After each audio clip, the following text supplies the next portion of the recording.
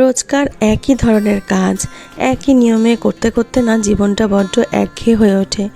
কিন্তু কোনো একদিন সেই একই কাজটা একটু অন্যরকম আগে পিছে করে করলে দেখবে মনটাও ভালো লাগে, একটু নতুনত্ব লাগে আর কাজেও এন্থু আসে। তো আজকে সেরকমই একটা দিন। তার আগে বলে নিই, আমি পাপিয়া তোমাদের রং গৃহিণী চ্যানেলে স্বাগত জানাচ্ছি। আমি খুব ভালো আছি, আশা করি তোমরা সবাই খুব ভালো। তো আজকে সোমবার, আজকে নিরামিষের দিন। আমার জানো তো আজকে না প্রচণ্ড দাঁতটা ব্যথা করছে, তাই জন্য আমি কিচ্ছু খেতে পাচ্ছি না সকাল থেকে। কিন্তু ওষুধ তো খেতে হবে, ব্যথার ওষুধ। তার আগে একটু খাওয়ার জন্য দুধটা গরম করে নিয়েছিলাম, একটু ওটস দিয়ে দুধটা কোনো রকমে অল্প একটু গিলে নেব, তাই জন্যই মানে যদি খেতে পারি, তাই জন্য আমি ওটাকে গরম করে একটু ভিজিয়েতে দিয়েছি দুধটাতে ওটস। আর আজকে আমি রান্না করব কচুরলতি নিরামিষ আর তার সাথে লাউ দিয়ে ডাল। তো তোমরা জানি না কে কে এরকমভাবে খেয়েছো, এরকম নিরামিষের দিনে এই পদ্ধতিতে যেটা আমি দেখাচ্ছি এরকমভাবে কচুরলতিটা কিন্তু খেতে বেশ লাগে, জানো তো। আমাদের বাড়িতে সবাই খুব ভালো খায়, মানে নিরামিষের দিনে আমাদের কচুরলতির দিনে এটা হবেই হবে। আর এই বাড়িতে এসে ফার্স্ট আমি যখন এটা করেছি, আমার বর শ্বশুর সবাই কিন্তু খুব ভালো খেয়েছে। এমনিতে আমার শাশুড়ি তো সবসময় চিংড়ি মাছ দিয়ে কচুরলতি রান্না করতো পেঁয়াজ রসুন দিয়ে, সেটাও একটা আলাদা স্বাদ। কিন্তু নিরামিষের দিনে কচুরলতি খাওয়া যায় কি না তারা কিন্তু জানতো না। তারা জানতো চিংড়ি মাছ আর পেঁয়াজ ছাড়া মোটেও টেস্ট লাগে না। কিন্তু বিশ্বাস করো, এইভাবে যেদিন প্রথমবার ওনাদের করে খাইছিলাম না, ওনারা সত্যি খুব ভালো করেছিল। তারপর থেকে আমার শাশুড়িমা বলতো, পাপিয়া তুমি কিন্তু কচুরলতিটা রান্না মানে নিরামিষের দিনে রান্না করো সেই রকমভাবে। তো এখানে খুব সিম্পল ওয়েতেই আমি রান্না করেছি। এটা ঠিক কচুরলতি ভাপা, জানো তো। তোমরাও এটা বাড়িতে ট্রাই করো, কথা দিচ্ছি তোমরাও কিন্তু এক থালা ভাত অনায়াসে শেষ করে যাবে নিরামিষের দিনে। তো আমি কিন্তু এখানে সামান্য একটু তেল দিয়ে যে মশলাটা পেস্ট করে রেখেছিলাম সেটা তোমাদের দেখিয়েছিলাম, সেটা দিয়ে আমি কিন্তু গ্যাসে বসাইনি, আগে কচুরলতিটাকে মেখে নিচ্ছি। আমি হাত দিয়ে মাখিনি, তোমরা চাইলে হাত দিয়েও মাখতে পারো। মেখে এটাকে অল্প একটু মিক্সি ধোয়া জল দিয়ে গ্যাসে অন করে বসিয়ে দেবো কড়াইটা। এটা কিন্তু ঠান্ডা কড়াইতেই করতে হবে সম্পূর্ণ প্রসেসটা। আর তারপরে ঢাকা চাপা দিয়ে গ্যাসে মিডিয়াম আঁচে বসিয়ে দিতে হবে। খানিকক্ষণ পর নেড়ে দেখবে যে দারুণ মানে গন্ধ বেরোচ্ছে আর একটা তেল ভেসে উঠেছে। তো এইভাবেই পুরো প্রসেসটা নাড়তে নাড়তে রান্নাটা কিন্তু কমপ্লিট করতে হবে। নির্ঝঞ্ঝাট একটা রান্নার রেসিপি, তোমরা চাইলে বাড়িতে ট্রাই করতে পারো। সত্যি বলছি দারুণ লাগে খেতে, অসাধারণ। তো চলো এইদিকে কচুরলতিটা হোক, আমি না একটু খেয়ে নিই, যদি পারি দেখি। একটু ওষুধ তো খেতেই হবে, তাই জন্য এই যে আমি নিয়ে বসে পড়েছি। আজকের দিনটা আমি শুরু করেছি প্রথমে সকালবেলা উঠে ধীমান বলল যে আগের দিনের ভাত মানে আমি জল দিয়ে রেখেছিলাম, আগের দিনেই আমাকে বলে দিয়েছিল পান্তা খেয়ে অফিস যাবে, কারণ প্রচণ্ড গরম পড়েছে।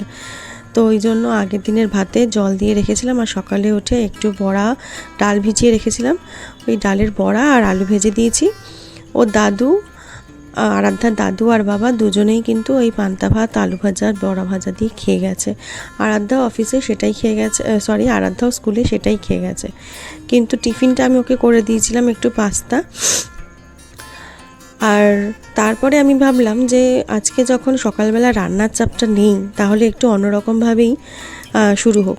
তাই জন্য ঘরের টুকিটাকি গোছানো পরিষ্কার যা সমস্ত কাজ আছে সেগুলো আগে সেরে নিয়ে আগে স্নানটা করে নিলাম। আর তারপর আজকে যেহেতু সোমবার, তাই বাবার পুজোটাও দিয়ে নিলাম। পুজোটা দিয়ে নিয়ে এসে এবার থেকে আমি রান্নাটা স্টার্ট করলাম, কারণ দুপুরে তো আরাধ্যা আসলে তারপরেই খাওয়া দাওয়া হবে, তার আগে তো কোনো খাওয়ার তাড়া নেই। তাই জন্য ভাবলাম আগের কাজটা আগে করে নিই, আজকে স্নান করে তারপর রান্না চাপাবো। অন্যদিন কিন্তু ওইরকমভাবে হয় না। তো যাই হোক, আমি একদিকে কচুরলতি ভাপানো বসিয়ে দিয়েছি, একদিকে ভাত বসিয়ে দিয়েছি দেখতেই পাচ্ছ ইন্ডাকশানে, আর একদিকে ডালটাও বসিয়ে দিয়েছি। তোমাদের সাথে আজকে আমি পুরোটাই শেয়ার করব, কীভাবে কচুরলতিটা রান্না করলাম আর কীভাবে আমি ঝিঙে দিয়ে ডালটা রান্না করলাম। সত্যি বলছি, এখনও বলতে গিয়ে না মুখে জল চলে আসছে, বিশ্বাস করো। দারুণ হয়েছিল দুটোই, কচুরলতিটাও তো অসাধারণ, আর তার সাথে ঝিঙে দিয়ে ডাল আমি এই প্রথমবার করলাম, কিন্তু একটু অন্য প্রসেসে। তোমাদের সাথে সেটাও শেয়ার করব। খেতে কিন্তু দারুণ হয়েছিল, সত্যি দারুণ হয়েছিল। তো দেখো এই যে আমি মানে কচুলতিটা নাড়তে নাড়তে এরকম পর্যায়ে চলে এসেছে। একটু লেগে গেছিলো নিচে, কারণ আমি ওখানে খাচ্ছিলাম, তো বেশি কিছু না, অল্পই একটু জাস্ট লেগে গেছে, সেটাকে একটু তুলে নিচ্ছি। আর এরকমভাবে তেল ছাড়বে, তখনই বুঝতে পারবে কচুলতিগুলো কিন্তু গলে যায়নি পুরোটা। তার আগে কিন্তু কচুলতিটা আমি ভাপিয়ে নিয়েছিলাম, তোমরা দেখেছো ভিডিওতে। তো কচুরিটা কিন্তু একদম গলে মানে ইসে হয়ে যায়নি, মিশে যায়নি, একটু আছে দানা দানা, মানে গোটা গোটাই আছে। ওরকম পর্যায়ে দেখো আমি নামিয়ে নিচ্ছি একটু মাখা মাখা অবস্থায়। দেখতে যেমন অসাধারণ হয়েছে তেমনি খেতেও দারুণ হয়েছে। তো চলো এদিকে তারপরে আমি ডালটাও নামিয়ে নিচ্ছি, ডালটাও মানে ভেজে নেব। তোমাদের আমি যেভাবে নাকি আজকে ঝিঙে দিয়ে ডালটা দেখাচ্ছি না, মুগ ডালটা, তোমরা বাড়িতে সেরমভাবেই কোনো দিন ট্রাই করে দেখো, সত্যি ভালো লাগে। আমরা তো সবজির ডাল প্রায় খাই, কিন্তু এই গরমে ঝিঙে খাওয়া খুব ভালো। ঝিঙের জন্য তাই জন্য কিছুটা ঝিঙে এনেছিল, ভাবলাম আজকে আর কি করব, এমনি তো দাঁতে প্রচণ্ড ব্যথা হওয়াতে রাত্রিবেলা না একদম ঘুম হয়নি জানো তো, তাই জন্য সকালবেলা উঠে আগে স্নানটা সেরে নিয়েছি। দেখবে রাতে যদি ঘুম না হয়, সকালে উঠে না মানে স্নানটা সারলে অনেকটাই ফ্রেশ লাগে, অনেকটাই। সেই ঝিমুনি ভাবটা বা ল্যাদ খাওয়ার ভাবটা, প্রবণতাটা একদম থাকে না, তখন কাজে ঠিক মন দেওয়া যায়। তাই সকাল সকাল আজকে স্নানটা সেরে নেওয়াতে কাজও কিন্তু ভালোই লাগছে করতে। তো দেখতেই পাচ্ছ আমি ডালটা কীভাবে রান্না করছি। ডালটা ফুটে গেছে, এবার আমি হলুদটা দিলাম। এইভাবেই তোমরা ডালটা করো। এই ডালটা কিন্তু আমি মানে কোনো জায়গা থেকে কপি করিনি, আমার সম্পূর্ণ মন থেকে আজকে ইচ্ছা হলো, কোনো দিনও আমি করিনি জানো তো। ঝিঙে দিয়ে ডাল, ঝিঙে দিয়ে ম্যাক্সিমাম সময় পোস্তটাই আমাদের বাড়িতে খাওয়া হয়, কিন্তু আজকে ইচ্ছা হলো একটু ঝিঙে দিয়ে ডাল খাই, তাই জন্য নিজের মন থেকে যেমন মনে হচ্ছে আমি সেরমভাবেই করছি। কিন্তু করে কিন্তু সত্যি বলছি দারুণ লেগেছিল খেতে, অসাধারণ হয়েছিল। ডালটা একটু ঘনই রেখেছি, আর আধ্যাও তো খুব ভালোই খেয়েছে, সবাই ভালো খেয়েছিলাম। তোমরা করো, দেখবে খুব ভালো লাগবে।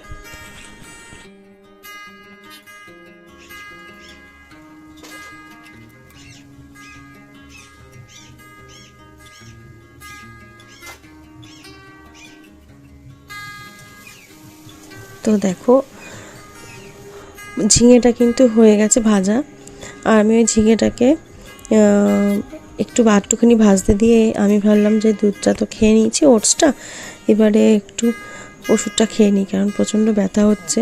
বিশ্বাস করো মানে এতটা পরিমাণ দাঁতের ব্যথায় কষ্ট হয় আমি এর আগে জানো তো বুঝিনি। তার কারণ এর আগে অনেক মাথা ব্যথা, পায়ে ব্যথা, পেটে ব্যথা তো হয়েছে, কিন্তু দাঁতের ব্যথায় আমি কোনো দিন ভুগিনি গো, এই প্রথমবার। জলটা পর্যন্ত খেতে পাচ্ছি না, এতটাই কষ্ট হচ্ছে। জল খেলে কান মাথা পর্যন্ত পুরো ধরে যাচ্ছে, আর কারোর কোনো কথা জানো তো ওই ব্যথাতে একদম ভালো লাগছে না, মনে হচ্ছে না যে কেউ কোনো কথা বলুক। তো সারাটা রাত আমি প্রায় 3টে পর্যন্ত কালকে রাতে ব্যথায় মানে ছটফট করেছি, ঘুমাতে পারিনি, এতটাই কষ্ট হয়েছে। আজকে যাব ডাক্তারের কাছে, কিন্তু তার সকালে তো ডাক্তার বসে না, আর সকালে তো কেই বা কার সাথেই বা যাব, মানে একাই যেতে পারি, কিন্তু ওই যে যদি ডাক্তার ঠোলার যদি ব্যবস্থা করে, কথা বলে, তাহলে তো আমি ওখানেই গেলাম। বাবা দাঁত তোলা যে মারাত্মক ব্যথা, এমনি ব্যথাতে পাচ্ছি না, দাঁত তুললে যে কি হবে সেটাই এখন ভেবে ভয় লাগছে। তো দেখো আমি এই যে ডালটাতে যা যা ফোড়ন দিচ্ছি, তোমরাও এরকমভাবে ফোড়ন দিয়ে করো। আর কড়াইটা না প্লিজ ইগনোর করো, কারণ ঝিঙেটা এর আগে কচুলতিটা করে জল দিয়ে ধুয়ে নিয়েছিলাম, তারপর ঝিঙেটা ভাজতে গিয়ে না পুরো কালো হয়ে গেছে, দেখতে পাচ্ছ। কিন্তু ওটা উঠছে না, সেটা নিয়ে চাপ নেই, ওটা পরে মেজেই তুলে নেব, ওটা উঠছে না। তো এই যে ঝিঙেটা একটু গরম জল দিয়ে দিলাম ঝিঙের ডালে, কারণ একটু ঘনই বেশি হয়ে গেছিলো। তো ঝিঙের ডাল মোটামুটি আমার দেখো হয়ে গেছে, এবার একটু ফুটতে দেবো।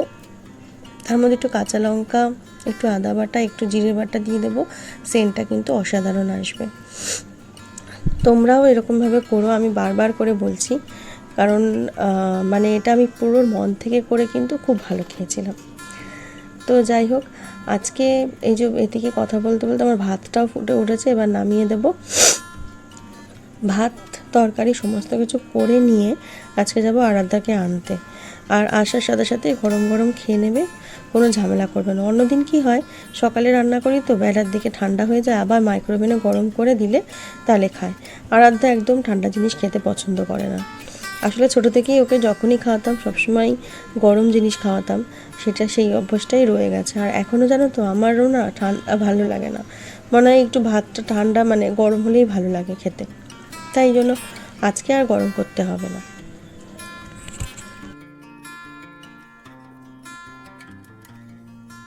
এইদিকে তোমাদের সাথে কথা বলতে বলতে বাইরে কিন্তু বৃষ্টি শুরু হয়ে গেছে। প্রথমে একটু একটু হাওয়া দিচ্ছিল, তারপর দেখছি ঝিরিঝিরি করে বৃষ্টি শুরু হয়ে গেছে।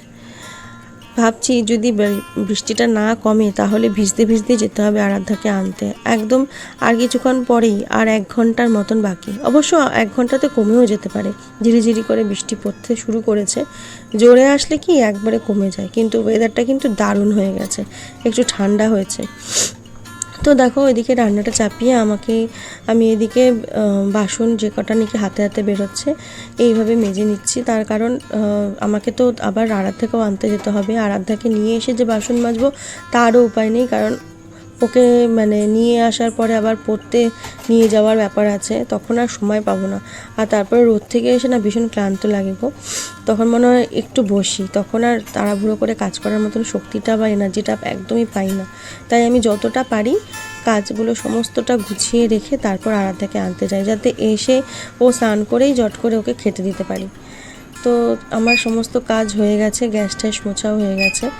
এবার একটু ভাবলাম রেস্ট নিয়ে নিই, সময় যখন আছে। তো টিভি দেখতে দেখতে একটু রেস্ট নিয়ে নিচ্ছি। তো তোমাদের আজকে আর ব্লগটা বেশি বড় করব না, আজকে এইটুকুই। তোমাদের কাছে এটুকুই রিকোয়েস্ট, আমি যেহেতু মানে ইউটিউবে নতুন, তাই তোমরা প্লিজ আমার চ্যানেলটাকে সাবস্ক্রাইব করো। যদি আমার ভিডিওটা ভালো লেগে থাকে তাহলে বেল আইকনে প্রেস করে পরবর্তী ভিডিওর জন্য ওয়েট করো। আমি পরপর করে ভিডিও দেবো আমার ডেইলি লাইফস্টাইল সম্বন্ধে। তো যদি ভালো লাগে প্লিজ লাইক করো আর কমেন্টে জানিও যে ভিডিওটা তোমাদের কেমন লাগলো। তো আজকের মতন এইটুকুই। এবার আমি রেডি হচ্ছি আরাধ্যাকে আনতে যাব বলে। আমি রেডি হয়ে বেরিয়ে যাব, আর দেখা হবে আর একটা নতুন ভিডিওতে। তো তার আগে তোমরা সবাই ভালো থেকো, সুস্থ থেকো। দেখা হচ্ছে একটা নতুন ভিডিওতে। ঠিক আছে, টাটা।